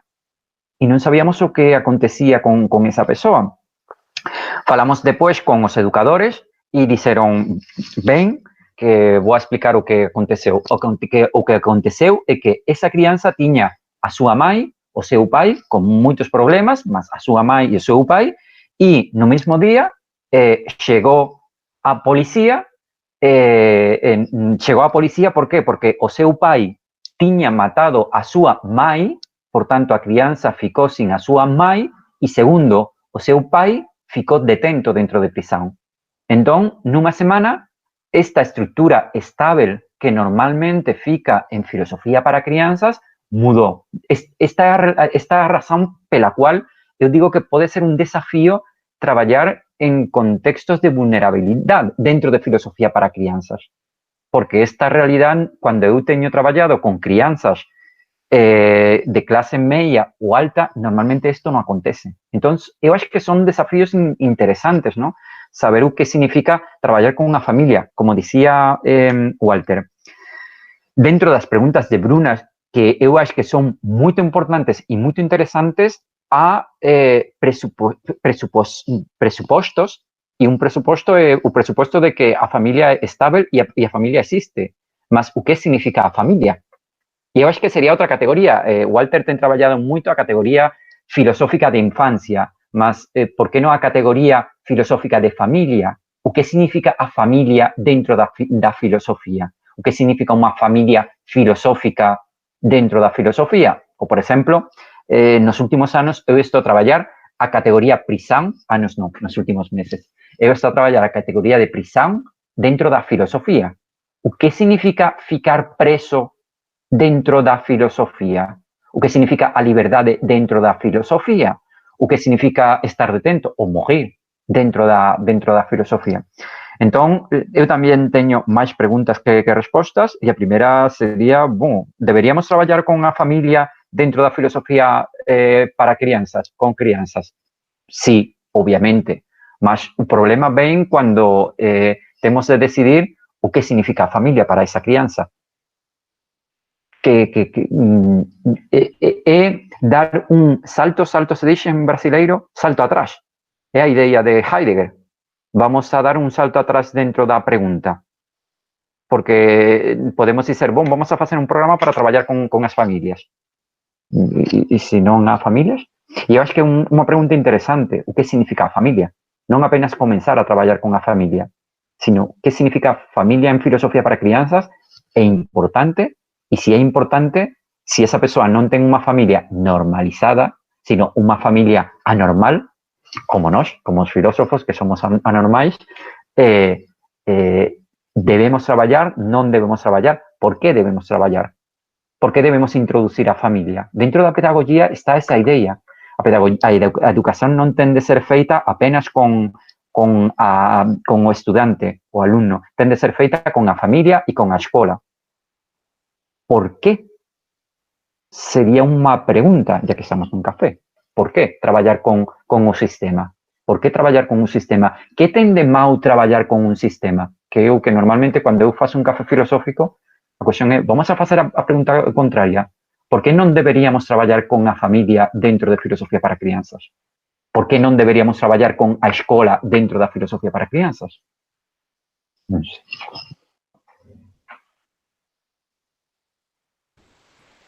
Rosana? Bruna, quando começou a pandemia, eu não sei, nós passamos a receber muitos documentos, prescrições do que fazer com as crianças, indicações, sugestões, um monte de ideias para fazer, um monte de coisa. Isso me intrigou muito, porque me chamou a atenção de precisar de instruções para saber o que fazer com nossas crianças e elas estando em casa. E eu fiquei muito lembrando da minha relação com os guaranis aqui do Rio Grande do Sul e das relações que os guaranis têm com as crianças. E, bom, nenhum guarani precisa de nenhuma prescrição, de nenhuma orientação do que fazer com as suas crianças. E me espantou muito que a gente tivesse essa proliferação de documentos com essa função. Só que, te ouvindo, eu fico pensando muito no que as crianças falam e a escuta, de novo. E eu lembrei de um exemplo que eu vivi recentemente, mas a minha filha, ela estava participando de um grupo que foi arbitrariamente o sorteio lá da escola, porque dividiram a turma para ficar grupos menores. Porém, um dia, uma amiga dela que não estava no grupo dela, estava aqui em casa, e nesse dia a amiga dela pôde participar do grupo dela, e ela ficou muito chateada, e a pergunta dela era, mas por que a Débora não podia participar do meu grupo antes e hoje ela pode? E ela tinha toda a razão naquela pergunta, assim, arbitrariamente ela não podia participar, arbitrariamente agora ela pode participar. Mas essa escuta e de perceber o que e ela não participou da aula, ela estava muito incomodada com aquilo, então ela tem o direito de estar incomodada com aquilo e de só querer participar da aula quando ela pudesse compreender por que a Débora não podia e agora pode. Então, na sua fala, me lembrei muito desses documentos que a gente recebeu, com orientações do que fazer com as crianças em casa, família fazer.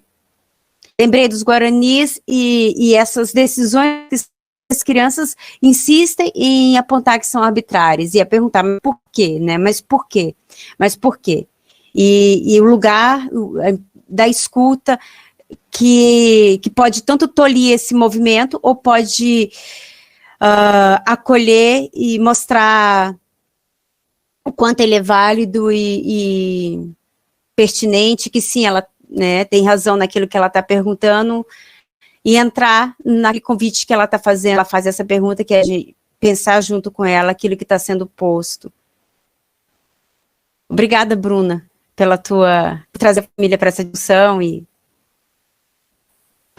Mas eu queria abrir, já que nós estamos caminhando para o final, queria abrir pelo menos umas duas questões. A Lucimar fez uma pergunta, mas foi direto para o Pepe, e ele já respondeu. Então, vamos nos ater aqui a Joana Rita, ela faz 2 comentários. E falar de histórias da filosofia, em vez de história da filosofia, no singular, essa tem deixado muitos intervenientes de fora.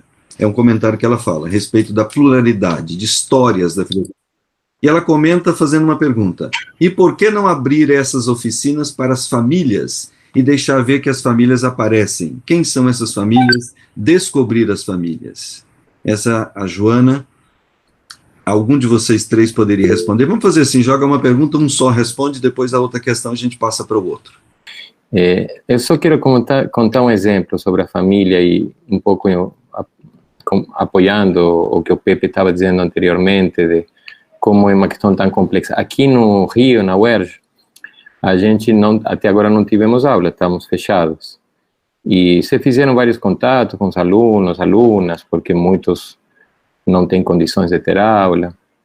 E várias alunas, sobretudo mulheres da UERJ, disseram que elas não poderiam ter aula remota, porque elas em casa, na família, não podem ler os textos que leem na universidade, ou que elas não têm a liberdade de falar como falam na universidade, ou correm risco, chegaram a dizer, se fazem as coisas que fazem na universidade. Então, é uma questão extremamente complexa, como na pandemia tem aumentado muito a violência domiciliar, a violência sobre as mulheres, sobretudo, e como, digamos, a família é uma instituição muito complexa e longe de ser a família, esse ideal que os médios ou que alguns textos apresentam. Então, isso me faz lembrar também algo que diz Jean Machelin, um livro que chama Em Defesa da Escola, uma questão pública, que a escola nasce quando se separa da família. Não há escola dentro da família. A escola exige que se suspenda a família, porque justamente a escola é colocar em questão os valores também da família, da sociedade como um todo. Então, é uma boa pergunta. Agora, se pode ter escola em casa, mais ainda. Ou se a escola não requeriria uma certa suspensão da vida familiar para que, de fato, se possa fazer escola com aqueles iguais com os quais pensamos juntos na escola. Obrigado, Wilson. Próxima questão, Euni Vieira da Silva pergunta assim: quais temas importariam às crianças para estimular o seu pensamento? Temas como quem sou eu? De onde vim? Para onde vou? Ou temas do dia a dia, como o que a professora Rosana colocou agora sobre a sua filha? É a pergunta da Euni, e o Pepe ou a Rosana que se sentir de responder, tem a palavra. Bueno, vou falar eu. Eu acho que não deveríamos responder a esta pergunta. Euni é nome de homem ou de mulher, porque em espanhol não existe. Euni Vieira. É mulher, eu acho, Euni. Euni, se você... Euni. Mulher. Eu acho que não deveríamos responder a esta pergunta porque as perguntas têm de ser feitas pelas crianças com as quais estamos a trabalhar. Então, seriam boas perguntas, Euni, as que você está a plantear. Quem sou eu? De onde vim? Para onde vou? Eu acho que são perguntas clássicas de filosofia que são muito importantes, mas para mim são perguntas muito gerais. Então, eu acho que poderíamos começar por perguntas mais significativas. Matthew Lindman, em Thinking Education, fala de que dos critérios para trabalhar em filosofia para crianças, agora sim, para crianças, é precisamente a sensibilidade ao contexto. Y esto significa que para mí, debían ser preguntas más concretas. Entonces, segundo sean as crianças, habería esas preguntas u otras preguntas. Mas a miña proposta é que façamos preguntas contrarias às típicas preguntas. O sea, as preguntas de quem sou eu, de onde vim, para onde vou, son preguntas que van a sair en otras disciplinas, en pedagogía, en educación, en matemáticas, en otros lugares más. ¿Por qué no hacer preguntas contrarias y críticas con la normalidad? O sea, en lugar de preguntar ¿qué es ser normal o qué significa ter saúde mental, podríamos preguntar ¿por qué é bom ser un doente mental? Porque a pregunta de que é bom ter saúde mental, bom, é a típica pergunta e van a sair as típicas respostas. Mas, para mí, o interesante sería preguntar o contrario, para que teñamos novas respostas. Ou, por que non debíamos ir para a escola? Normalmente, a típica pregunta é por que debemos ir para a escola? Bom, por que non debemos ir para a escola? Por que os maestros, por que os profesores menten? Por que os profesores non dicen a verdade? E há unha serie de presupostos, isto non é moito lindmaniano, porque já há presupostos, mas se criamos presupostos contra a normalidade, contra un normal, as respostas van a ser máis creativas. Entón, para mí, a proposta sería, son boas preguntas, mas, por exemplo, eu preguntaría, para onde eu non vou? Para onde vou? Non, para onde eu non vou? Quen non sou eu? E quen é imposible que sea eu?